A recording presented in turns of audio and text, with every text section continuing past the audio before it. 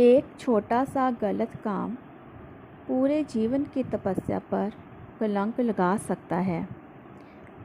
इस बात को हम एक छोटी सी कहानी द्वारा समझ सकते हैं। एक बार महावीर स्वामी जी प्रवचन दे रहे थे और सभी शिष्य सुन रहे थे। तभी उनमें से किसी एक शिष्य ने महावीर स्वामी जी से प्रश्न किया कि गुरुजी, व्यक्ति कब अपने आचरण से गिरता है? कौन से ऐसे काम हैं? कृपया इसकी व्याख्या करें। तब महावीर स्वामी जी ने कहा कि मैं उत्तर दूं, इससे पहले आप उत्तर दीजिए। अर्थात उन्होंने अपने शिष्यों से ही इस बात की जानकारी लेनी चाहिए कि पहले आप बताइए, आपकी नज़रों में ऐसे कौन से काम हैं जिनके कारण व्यक्ति के जीवन में कलंक लग जाता है, उनके पूरे जीवन की तपस्या जो है वो ख़राब हो जाती है। तो सभी शिष्यों ने सोचा और फिर वो जो कहने लगे। किसी शिष्य ने कहा कि अहंकार पतन का सबसे बड़ा कारण है। कोई बोला काम वासना की वजह से सब कुछ बर्बाद हो जाता है। किसी ने कहा कि लोभ बहुत बड़ी बुराई है, तो किसी ने क्रोध को बुरा कहा।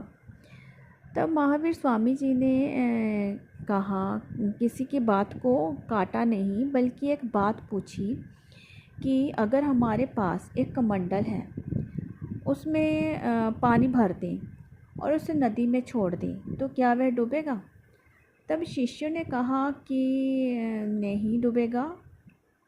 अगर कमंडल में हम पानी भर दें और उसे नदी में छोड़ दें तो वह नहीं डूबेगा। तब वहाँ महावीर स्वामी जी ने पूछा कि यदि उसमें एक छेद हो जाए तो क्या वह डूबेगा? तो शिष्यों ने कहा कि फिर तो वह डूब जाएगा। तो फिर महावीर स्वामी जी बोले कि हाँ बिल्कुल ठीक है, वो डूबेगा। अगर छेद छोटा हुआ तो वो देर से डूबेगा और अगर उसमें छेद बड़ा हुआ तो वो जल्दी डूब जाएगा। तब महावीर जी बोले कि छेद अगर दाईं ओर हो तो कम फ़र्क पड़ेगा, बाईं ओर हो तो ज़्यादा फ़र्क पड़ेगा। उन्होंने अपने शिष्यों से ये बात पूछी। तो सभी शिष्यों ने कहा कि छेद कहीं भी हो, कमंडल डूबेगा ही।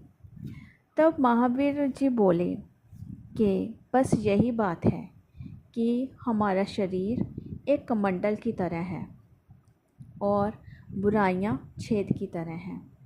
अगर अवगुण छोटा सा भी हो तब भी हमारा जीवन बर्बाद हो सकता है।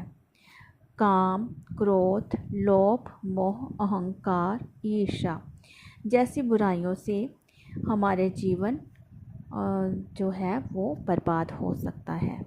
अतः ध्यान रहे कि एक छोटा सा गलत काम पूरे जीवन की तपस्या पर कलंक लगा सकता है।